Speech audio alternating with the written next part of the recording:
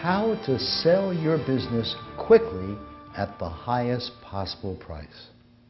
So you're thinking about selling your company. Maybe it's your life's work, maybe it's an investment, but it certainly is a big deal if it's your company.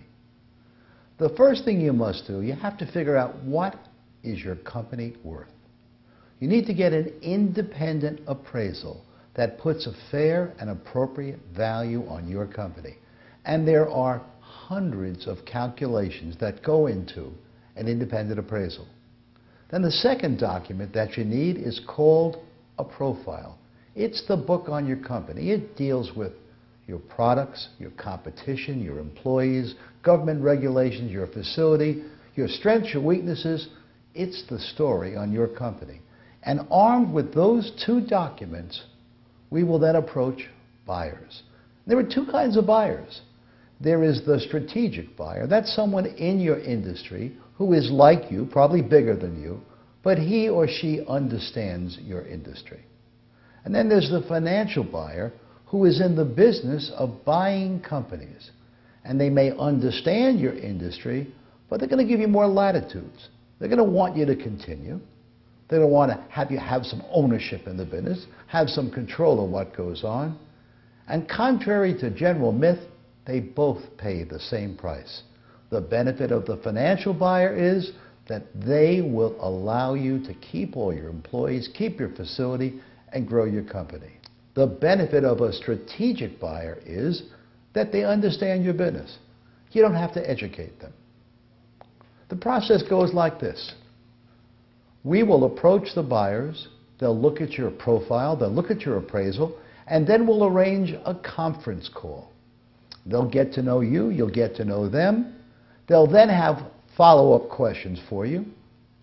And this, what I'm about to tell you, is probably counterintuitive.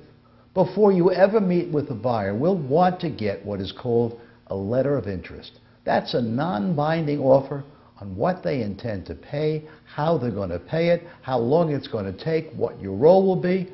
Literally, it looks like an offer, but it's not legally binding. Then there'll be a meeting. Typical meeting lasts for about a half a day. At the end of that meeting, there'll be more questions. And at the end of those questions, if all is positive, they'll write you a letter of intent. And that's got some teeth in it.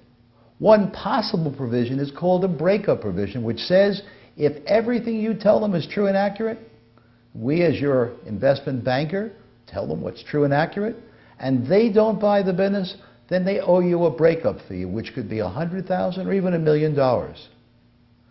Once you get out of the letter of intent, you've got four things to accomplish. Due diligence about your finances, about your environmental requirements, about your legal requirements, and about your human resources requirements. If all four of those check out properly, they'll draft a definitive contract and arrange a closing. From concept to completion, it takes about 6 months to sell a company, and there are many twists and turns along the way. So if you're serious about selling your business, you need to understand this process, and most importantly, you need an investment banker who will take you by the hand and help you get the best price with the best possible tax advantages. We'd love to discuss that with you, and you can call us at the Wall Street Private Equity Group at 954-586-1000. Thank you so much and have a wonderful day.